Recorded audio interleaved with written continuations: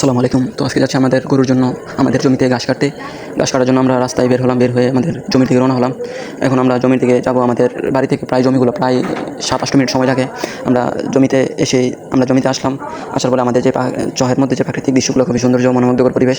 আমাদের জমিতে তেমন পরিমাণে ঘাস হয় নাই, কারণ হচ্ছে আমরা এখানে ধান বুনছিলাম। ধান বোনার পরে ধানগুলা জ্বালানোর পরেও হয়তো কোনো বৃষ্টির কারণে ধান আর হয় নাই।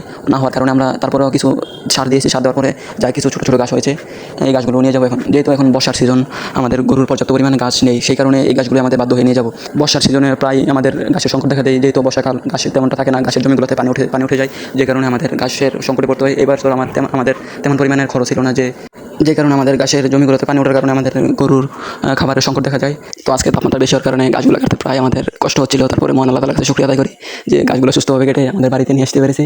তো আপনারা সকলে দোয়া করবেন, আল্লাহ তাআলা যেন আমাদের খামারে বারাকা দান করেন এবং আমরা যেন সুস্থভাবে খামারটি পরিচালনা করতে পারি। আপনাদের কাছে দোয়া প্রার্থী।